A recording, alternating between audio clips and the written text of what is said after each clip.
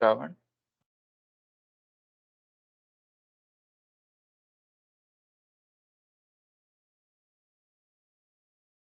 Is having some issue.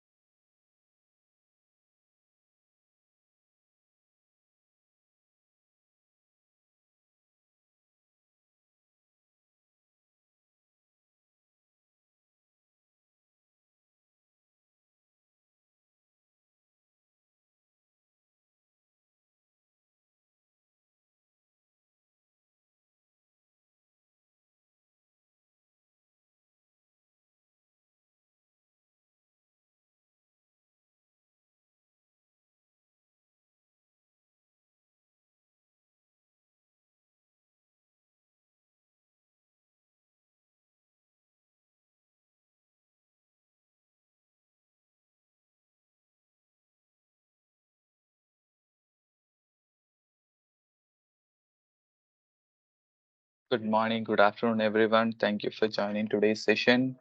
Today's topic is WebAssembly and Python. Today we have Shravan Pandal with us to talk about it and share his experience and get an introduction on WebAssembly. And let us hear from him. Are you good to go, Shravan?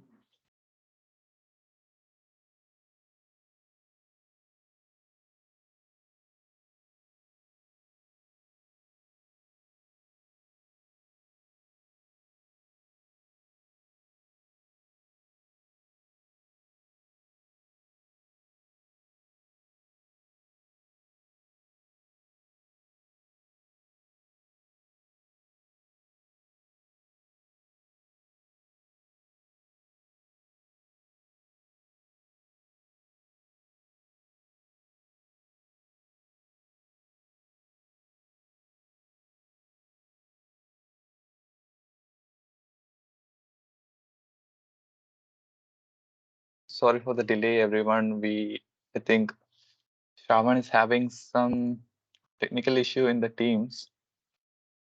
So I hope you are okay with waiting 5 minutes and we'll be getting started.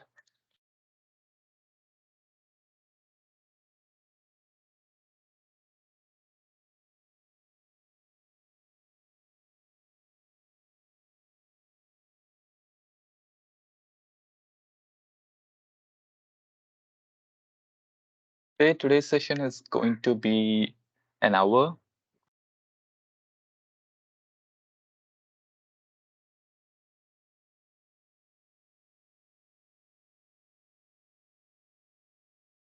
Yeah, hi. So I think it's working on my end now. Okay, I think we can get started with the session. Looks Yeah, like we are running on low. You can take the control. yeah, thanks. Uh, so let me share my screen.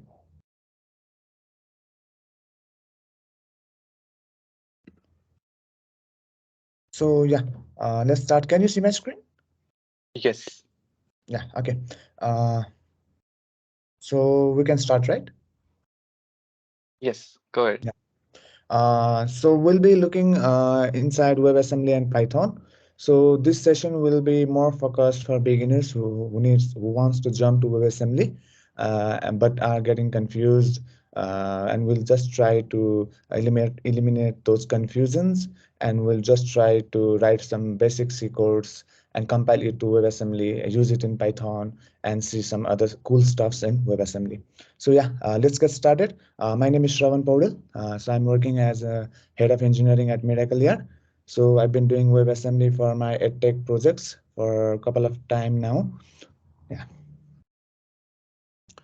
So WebAssembly. So it's designed as a portable compilation target for programming language. So it's a compilation target. It's not a programming language itself. So it's a new type of code that can run on web browsers. So it's a binary instruction format that can run natively on web browsers. So low-level assembly-like language, it's a low-level assembly-like language. Uh, and programming language such as C, C++, Rust provides us a compilation target to WebAssembly under the hood. So we need some extra packages for that to run, but that's supported. So it's designed to run alongside JS, but it's not designed to replace the JS, because WebAssembly will not have doesn't have direct access to DOM, so it can run alongside the JS. So we'll need JS and WebAssembly together to make everything work perfectly. So it provides way to run code written in multiple languages on web at near native speed. So you can write code at C programming language or C++ or Rust, and you can run that code on web in near native speed. So can load Wasm models into JS and share functionality. So we can load the Wasm models in our JavaScript file, and we can share the functionality as well. So let's get started. So for this session and for the demo, we'll be using C source code because C looks relatively fine for everyone here. So to compile our C source code to WebAssembly target, so we'll need mscripten. So we can install mscripten through this link, mscripten.org. So once you install mscripten and everything is working fine, you can confirm mscripten is working fine, then we can just go ahead and write some code. So let's take an example. So let's write a simple C code. So this is a very beginner C code. It has a entry main function. So it just prints hello world, and it does nothing. So this is our first hello world C source file. We want to compile this to WebAssembly. Then we can simply compile it with emcc command. So you get emcc command once you install mscripten SDK. To compile it, simply we'll use emcc. So it's a compiler toolchain. So we'll pass our main source file. So let's suppose our C source file is written in main.c. Then we'll simply do emcc main.c, and we'll pass the output. So -o, so main.html. So this is how we'll simply compile our C source file to WebAssembly. So we'll see how does this happen. But for the very basic thing, what you need to understand is we can simply write a C source file. We can compile it with emcc. So when you run this command, you will get three files. Uh, One will be Wasm file, main.wasm, one will be JS file, and one will be the HTML file. So Wasm is plain simple, it's a Wasm file. What does that JS file do? So basically, Wasm, the mscripten provides us a web runtimes through that JS file, because Wasm doesn't have direct access, or doesn't cannot do direct JS things. It needs a runtime. So the mscripten SDK provides us the runtime through the JS glue code. So we can simply use that JS glue code in our web. So when we compile this and say mscripten to provide us HTML file as well, so it will just help us to jump directly into the WebAssembly and load it on the web. But you can simply ignore this HTML, and you can only tell mscripten to load, to compile, or to output Wasm or JS file only. So you can simply run this main.html file that's just generated. You can see your hello world Wasm is running. But when you want to use the generated JS glue code on the web directly, you can simply use it on your HTML. So you can simply call it using the script src. So you can simply include the main.js that's been generated just now. So this main.js will do everything like runtime initialization, loading the WebAssembly module, and doing everything. So you can simply use WebAssembly on the web. So yeah, so let's look a simple demo. Yeah, okay. Uh, so so I'll just copy it, and I'll just try to show you a demo. So can you see my ID?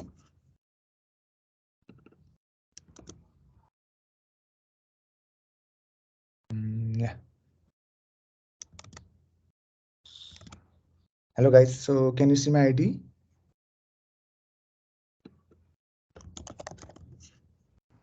Yep, we can. Okay, awesome. So this is my C source file. So I can simply compile it using my EMCC command line. So I'll pass it my main source file. So I'll tell it to output a HTML file. Yeah. So you can have a look. So this command generated three files for me: main.html, main.js, and main.wasm. Actually, we'll just need main.js and main.wasm, but it's fine. I generated the template main.html as well. So when I run this main.html, you can see this is given by mscripten, but our main goal is to see if our code successfully ran or not. So we can see over here the console. So hello world has been print and hello world has been displayed. So this verifies that our C code has been compiled to WebAssembly and we used it easily on the web as well. So, so the next thing is, so while developing actual application, you will not use templating like this. You will just include the JS file on the web. You will just use it that way. So for that purpose also, you can simply create a file like for an example. So I'll create a file direct.html. So what I can do is I can just uh, link my main.js script over here. So just to make sure, just to make everything so easy to understand, I'll write HTML as well. Okay. Now I'll run my server. Uh, so I'll just load direct.html on the web. So for that, I'm using Python HTTP server, but you can use anything, any local servers you want. So yeah, so my server is running. So if I go to 1.0.1 8000 port, yeah, so direct.html, yes. So yeah, we did not print anything on the DOM, so it's not showing up in the DOM, but when we open the console, we can see hello world has been displayed. uh, so yeah, so this is how we'll be using our WebAssembly on the web. So we'll be looking into how we can call those custom functions throughout JavaScript and using JavaScript code on WebAssembly or WebAssembly C functions on the JavaScript. Okay, so just a second. Yeah, so I'll just delete everything just to make everything clean. Okay, so let's jump into our new slide. Yeah, so we can use the generated JS glue code on the web. So we just saw a demo on how we can use that. But everything is not so plain simple when you are trying to actually build something on WebAssembly and use that on the web. So you will have multiple functions. You will have multiple C functions out there. You may not have main function sometimes. Most of the time, I don't use main function when compiling some such things to the web, but still sometimes you may have lots of functions. Sometimes you may have multiple files that you need to compile on a single WebAssembly module. So that can be done easily. But for this example, for this session, we'll have a look over compiling some more extra functions, adding some more extra functions in our C source code. So for this example, we'll be adding an add function. So you can have a look. So we'll be adding add function. So this is a simple C source code. We'll be adding add function and we'll be calling that add function directly in our main function. So main function is the entry point for our C code. So for this thing, we'll be directly calling the main function in our we'll be directly calling the add function in our main function. So yeah, so let's compile this again. So I just copy pasted. Yeah, okay, fine. So let's compile this again. Yeah, okay, main.html. So for this, for the very easy example, I'll just compile and I'll just make EMCC output HTML file as well, so that I can simply run the HTML and see, yeah, everything is working. So sum is 3, hello world. So yeah, so this proves everything is working and it's working fine. So this looks awesome as well because we created a function. So it's not a main function, it's an extra function. We call that function in our main function and everything is working. Uh, so let's move. So the problem now exists. The problem what we face is that, so how do we even call a C function directly from the JS? So let's take our previous example. So we do have an add function. So we need some certain mechanisms or certain way so that we can call this add function directly in our JS. So let's take an example. So we'll be adding two input fields in our web HTML. So maybe first number and second number. So when user press the button, so then we need to call this add function. So for that purpose, we do have two things, two functions that are provided by mscript and glue code, which will help us to do the job. So the first function is ccall function. So ccall function calls the compile C function with specified parameters. So it's simply calling the compile C function, and the C function will have some parameters. Sometimes it may not have a parameters. So we'll call the C function directly from our GS with the help of ccall. And the next one is crap. So wraps a compile C function and returns a JS function. So the second one looks easy, and we'll be focusing on second one because we can just wrap our C function to a JS object, and we can simply call a JS function or JS object in our HTML code. So we'll be looking into CRAP. Let's find it how we can do it. So before jumping on CRAP, let's see its syntax. So on the JS side, so you'll write this code on the JS side. So we'll see the demo as well. So you'll simply do model.crap, and it takes three arguments or three parameters. The first one is the function name. So it's the C function name that you want to wrap. And second one, the return type. So it's the return type which can be translated to JavaScript, or which can be noted in JavaScript. So basically, return type means number, string, array, or null. So, and the third one, parameters. So it's optional. So within the square brackets, we'll give the parameters return type as well. So these parameters will keep it based on the parameters that our C function will take. So let's take an example and let's write some code. So what do is I'll just remove the main function for now, and I'll just skip the add function for now. So what happens is that so mscripting will ignore all function that seems unused. I know, meaning so when you compile an mscripting, when you compile a C code using mscripting, it will ignore all functions that are unused, that are not used by your main functions. To make sure that our function is exported, meaning our add function is exported, we'll tell mscripting to keep the function alive, even if it looks like a dead code. To do that, we'll be using mscripting keep alive syntax. So how do we use it? So we'll simply include the mscripten header file that you get when installing the mscripten SDK. So you'll simply include that, and you'll simply use mscripten keep alive syntax with the function. You can do this in this way also. So you can do this as this also, or simply to make everything plain, simple, and readable. I'll use this way. Yeah. Okay. So this is working. Okay, so for this example, I'll add main function as well. Okay, so this is the same previous example. The only difference we did we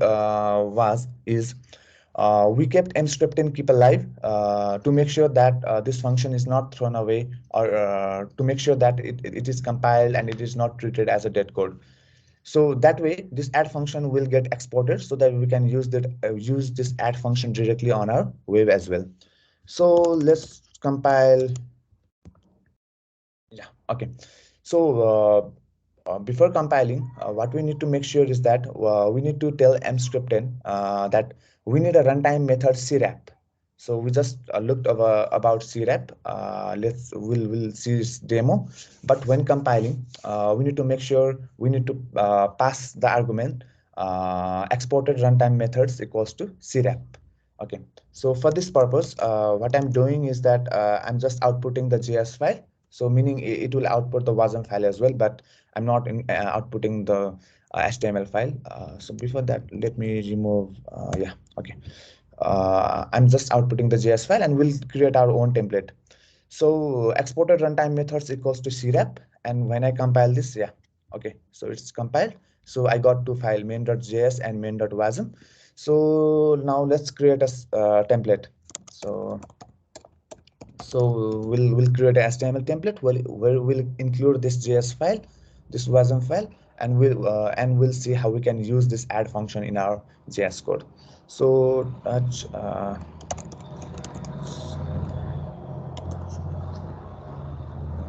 okay, so I created a HTML file. So yeah,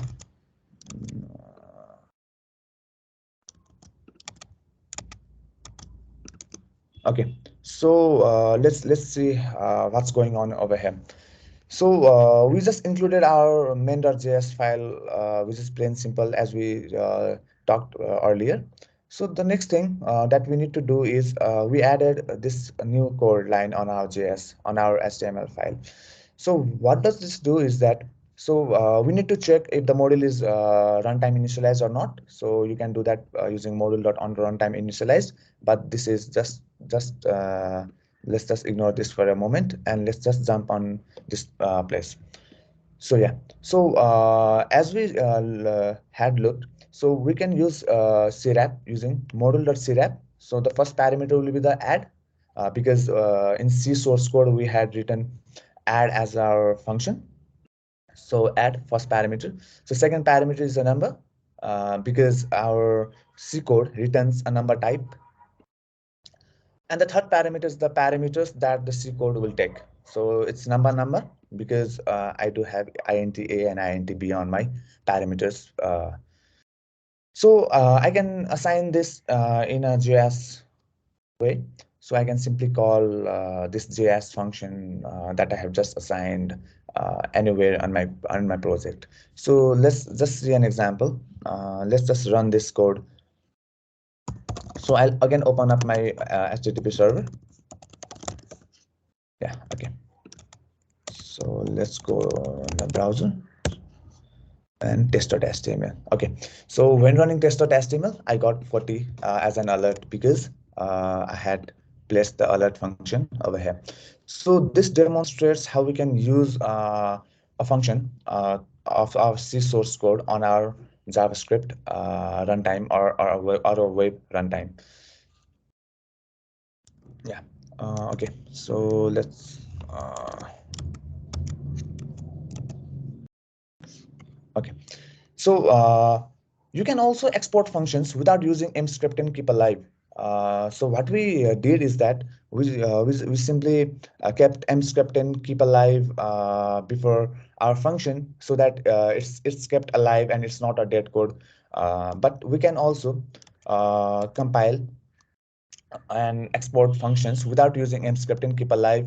So for that, when compiling, we'll pass a new flag that's exported functions equals to, so same process like before, but we'll give our function name over there, and we'll just add the underscores as well. So underscore before our name is important, so we just need to make sure that we are doing it correctly. Yeah, so let's go in the next code. Yeah, so sometimes what you need is you need to call JS functions from your C code. So we do have a function in our C, and sometimes it may need to call the JS function. For that, mscriptance provides us the interface. So we can simply use mscriptan headers, and we can simply use mscriptan run script function, and we can simply call any JavaScript functions or any JavaScript things inside it. So this looks plain simple. So let's, for an example, let's just open it out, and I'll add this in my function. Yeah, okay, fine. So let's compile this again. So okay, yeah. So let's compile this again.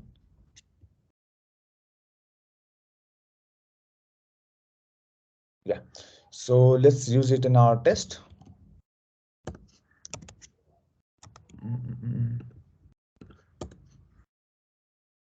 Okay, so the add function is not exported because we do not keep mscript and keep alive. Just a second, guys. This bar from Teams is stopping me to change my tabs. Okay, that's fine. Yeah. So mscript and keep alive. So let me compile it again and let me run my web server. So test.html. So when I run test.html, I got add function called as an alert. So this came directly from our C source code and it's working. So this way you can also call JS function through your C code as well. Okay. So now let's head over another thing.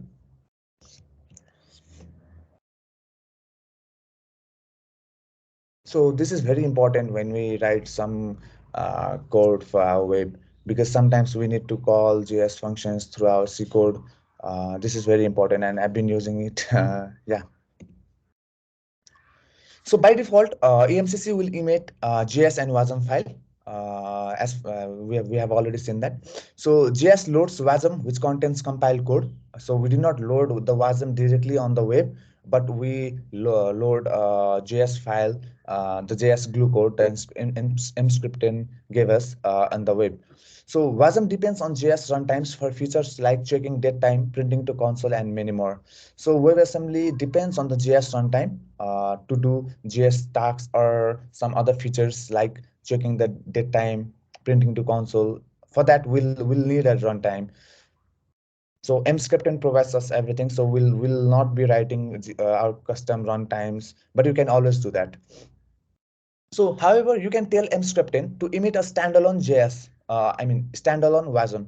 So, doesn't depend on mscripten JS runtime. So, what we can do is that we can tell mscripten to just output the Wasm file, standalone Wasm file, which we can run through our own runtime if we are creating our own runtimes, or we can use it outside the web. So, we'll see this later on. So, you can use your Wasm outside the web, not just on the web. So to compile, to tell mscripten, you just need a standalone Wasm. You'll simply tell mscripten to output .wasm file. So previously we did was we output something like main.html, main.js. So for now, we'll tell mscripten to just output us a Wasm file. So you can do this in a two-way. So you can also pass an argument or a flag a standalone Wasm through .-s. So this will also create a GS file, but the Wasm is still standalone, meaning you can use the Wasm independently anywhere. So let's check it out. Yeah. So I'll write a simple code. So this is from my previous thing. So nothing has been changed in the C source code. It's the same. We'll just try to output the standalone Wasm, and we'll just try to use that Wasm in our web directly. So let me delete everything to make everything clean. Yeah, okay. So let's run it. So to run it, simply I'll copy the run command. So amcc main.c, our main C file. So output to add.wasm. So and I'll give a flag no entry. So this no entry is important. We'll see it in the next slide. But this tells our compiler AMCC that we don't have any entry main functions. So when you run this, okay, yeah. So it's run. So you get add.wasm file. Okay, so let's go back to our slide. So if our C code doesn't have a main function, you will get a compilation error. So in this case, if you had not given no entry, then you'd get something like error, something like this. So it would still say undefined symbol main. So the error looks quite surprising, but yeah. So if you do not have a main function, you'll just need to tell that you don't have an entry through no entry flag. Okay. So now let's use this standalone Wasm on node environment. So for that, you'll just read the Wasm file. The first line does this, just reading the Wasm file. And the second thing that we do is we'll just use instantiate a function. we'll just pass the binary and then we'll just do something we want to do. So let's copy it out. Let me create a standalone Node.js file. So, okay. So I'll just name it n.js for now. Yeah, okay. So what it does is that so from the instance we can from the instance.export we can use our add function. So our add function is the exported function, so you can use this function directly in our web or on the node environment. So for this example we are using the node environment, but we'll again see how we can do this on the web. So simply run this file. So node n.js, so you'll get 102 because 102 means 102. So to just to make sure everything is working, I'll just change the parameters and I'll just add 100 and 200. So so I'll just run the file using node and I get 300 as an output. Yeah, and it's working. So this is how you can use your wasm file on the standalone node environment as well. So now let's have a look how we can use this wasm directly on our web. So previously we learned and we saw things like using the JS glue code the mscript provides us on the web, but sometimes you may need to use the standalone wasm. For that, it's plain simple. So I just copied the HTML. So I'll just touch n.html. Okay. So I created a file. Okay, yeah. So we do have a simple two lines of code. So we'll simply instantiate streaming. We'll use instantiate streaming. So we can use fetch to tell where we can fetch our wasm file, and then this is returns a promise. We can use our functions like previously we did on the node environment. So it's plain simple. Yeah, just to make this readable. Yeah. Okay, so to run this file, I'll simply try to create a local server. Yeah, okay. So okay, sorry. Okay, 1,000. Okay, this I do have a next file. Okay, so I just run that n.html on my web. So it just outputs the standalone run. But on my console, I can see 102 has been printed on the console because we simply passed 102. And this way, you can use a add function. You can use a function from your C source code on the web. It's plain simple and it's really surprising and interesting as well at the same time. Yeah, so you can do everything like alerts, and you can manipulate the DOMs, you can append this sum on the DOM, you can do everything like that. But for this example and for this session, we'll be looking over the very simple aspects so that you can just dive into WebAssembly. So yeah, we simply run our WebAssembly standalone WASM file on our HTML as well. So let's have a look over next slide. Okay. So Vasi. So this is a new thing. Let's try to understand it in a simple way. So WASI stands for WebAssembly System Interface. So it provides an API that provides access to OS-like features, including files, clocks, random numbers, and so on. So it's designed to be independent of browsers. So this is the most important part. So it's designed to be independent of browsers, so it doesn't depend on the web APIs or the JS. So the best part is Mscripten uses WASI APIs as much as possible. Thus, all programs, most of the programs that like we just created, the simple add function uh, that can run directly on a WASI supporting runtimes. Meaning, you don't need a wave runtime or a JS runtime, and you can run that wave as a WASM file in other runtimes as well. So let's talk about other runtimes. So for this example, for this slide, I have kept two runtimes over here. So Wasmer and Wasm time. So you can check it out through their website. So it's quite simple. So if you want to run your generated Wasm file through Wasmer, so you'll install the Wasmer first. Then you'll simply invoke you simply run the wasmer command. So wasmer run, so our wasm file, and we'll invoke our function add function. We'll pass two arguments 1 and 2, and this will give us the output. So let's see if it works. So wasmer, then run. So we'll do add.wasm. So when you do this, so there's no main function, it doesn't know how to run it. So dash invoke add, and we'll pass 1 and 2. So yeah, so I got 3 as an output, so 1 and 100. Yeah, I got 101 as an output. So this demonstrate we can use our wasm file in other runtimes other than JS or web. So similarly, you could have used wasm time as well. So that doesn't make any difference. You can simply use wasm time as well. So for this demo, I'll simply put the wasm time as well. So it's giving me the warning, but just ignore this warning. So all we need to see is the output. Yeah, and everything is working. Yeah. So this way you can use other runtimes, and you can use your wasm file in other runtimes or load in other runtimes as well. But what's the benefit of this other runtimes? So what's the benefit of using wasm outside the web? So there's a benefit.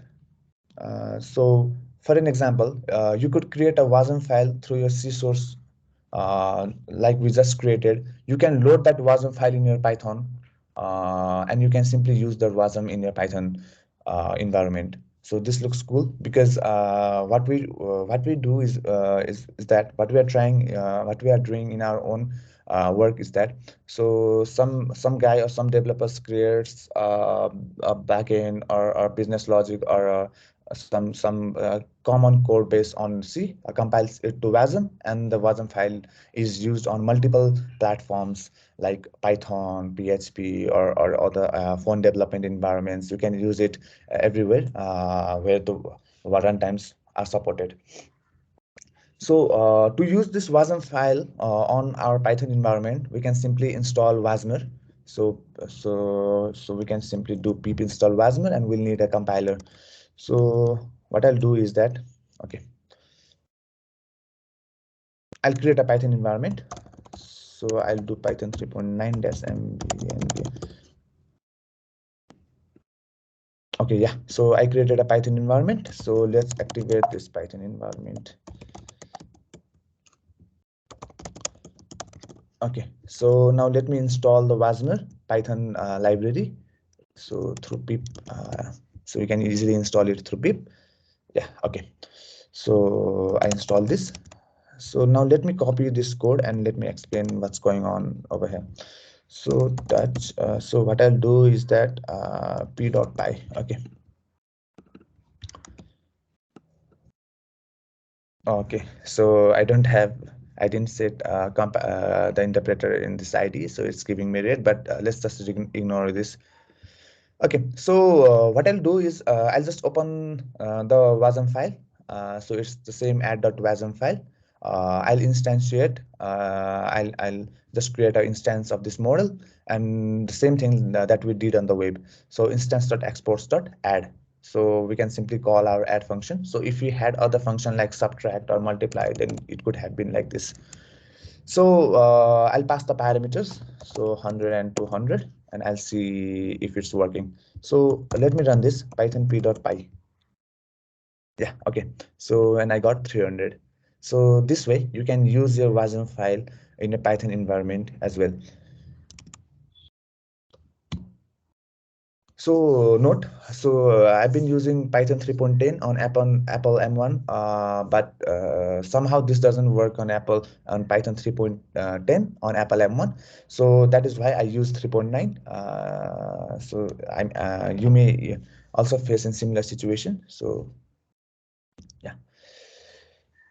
So my favorite use case. What we do is we create a base library for the project or business logic.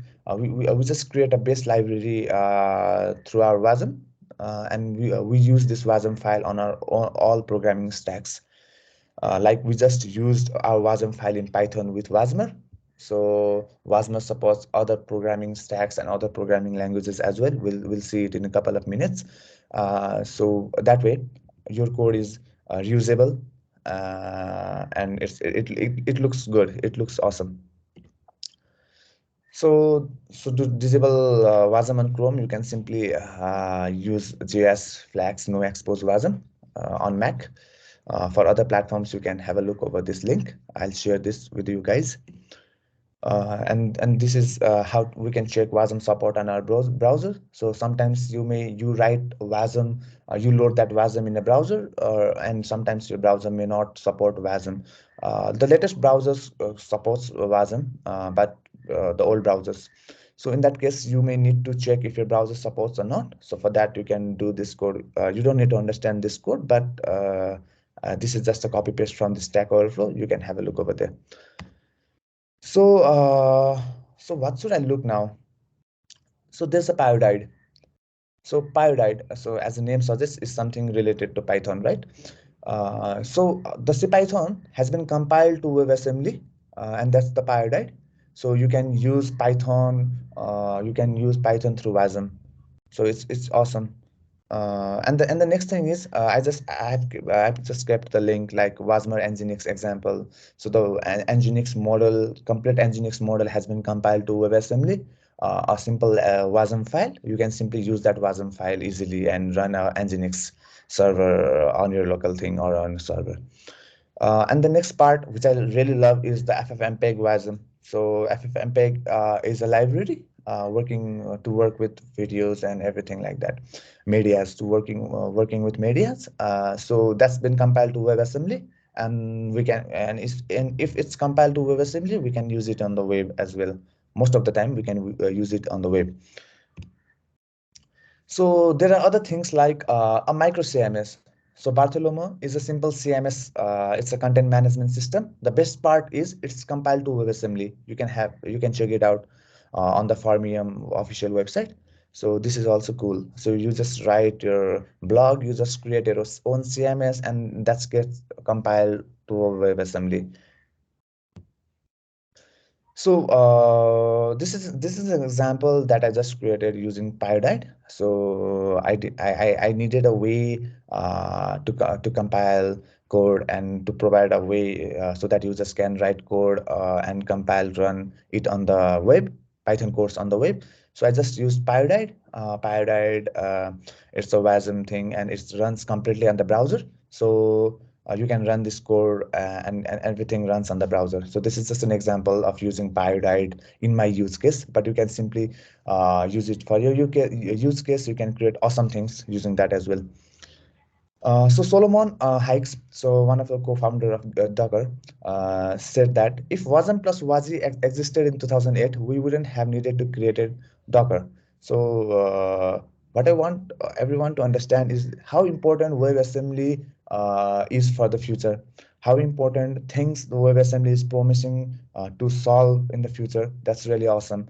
So I request everyone to join the community, WebAssembly community, different communities, and just deep dive into WebAssembly specifications and the standards and the ongoing things that have been doing in WebAssembly. So yeah, thank you. This is from my side. You can contact me through my email or connect to me in LinkedIn. So further than this, what you need to understand and what you can check out is that you can compile this WebAssembly. You can translate this WebAssembly, the generated WebAssembly Wasm file to a WAT file through Wasm to WAT, and you can do the vice versa thing with what to Wasm that I have not included in this session. Maybe in the next session we'll focus more on the core things like decompiling, debugging the web assemblies, writing much more Pythons. But for this session, I just wanted to keep everything plain and simple, and I hope I've cleared many of your confusions. Yeah. So that's it. Thank you. That's from my side. Thank you, Shravan, for the wonderful session. It was really resourceful. And if you have questions, please do drop it in the chat box. Pujan, you are there. You can just give us a intro about your community, since we are collaborating with your community. Yep. So thank you, Surag. So hi everyone. I am Puzan Thapa. So I'm one of the co-organizer of Python Users Group Nepal. I'm really grateful for Surag and Mithun for collaborating with us and talking about our community. The first Python meetup in Nepal was held on 16th February 2013. So since then we have organized around 15 meetups in the past. So before COVID, we completed the 15th meetup that was held on 19th September 2020. So due to the COVID, we could not conduct our meetups as we organized it before. So we were all passive at that time, and the main organizer, like who was leading the community, has shifted to Germany for his work, and then so I now collaborated with Shravan as well. So he will also be leading the community with me now. So yeah, I'm really grateful that the passive community now we are back at running this in a flow now. So yeah, thank you everyone. So for joining this session. Yep. Talking about the community in Nepal, so there are several tech communities, and Python Users Group Nepal has been one of the best community, which have organized the event very actively. So we have recorded more than 100 attendees, physically, when we organized the Python Meetup 14. Yep. So, and now we will be focusing on building the community in a better way, and we will be collaborating with Surag and Mithun, with their community. Uh, so, yeah, that's it from my side. Thank you, team. Thank you, everyone. Thank you, Pujan, for the introduction. You can share a link to your community in the chat box if there is somebody who is from Nepal and doesn't know about your community, to Sure, so sure, that they sure. can join. Yeah. Yep, I have dropped the community link, so you can find the companies who are working on the Python, like developers who are working on the Python, and the meetups, past previous meetups link and resources slides from that link. And you can also find the YouTube channel. So we have uploaded the past videos of the sessions as well. So yep, thank you guys. Thank you. And the recording for the session will be available in the YouTube channel, and the certificate of participation will be given to all the people who fill out the attendance form. So please make sure you fill that attendance form. And I think there is uh, no questions related to the today's event. And if you have questions, Ravan is still here. You can ask him if you have any questions related to today's session.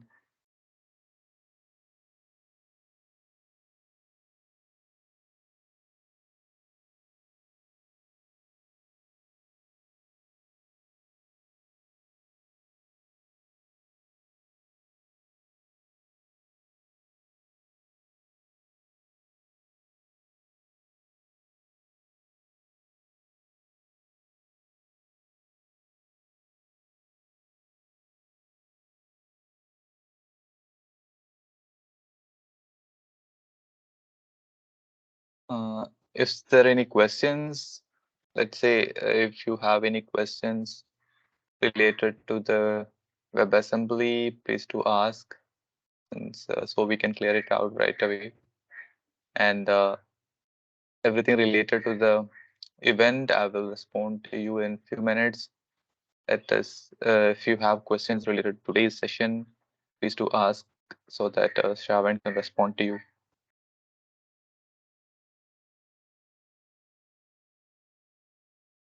And we already have trainings and everything in our website. You can have a look at there, and you can find more sessions there coming up.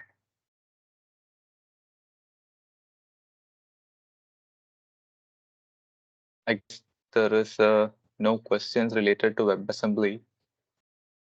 Mm, okay. And thank you again for Shravan and Pujan for collaborating with us. And Shravan, special thanks to Shravan for doing the session. It was really resourceful, and we'll be happy to have another session on the WebAssembly Python in going forward.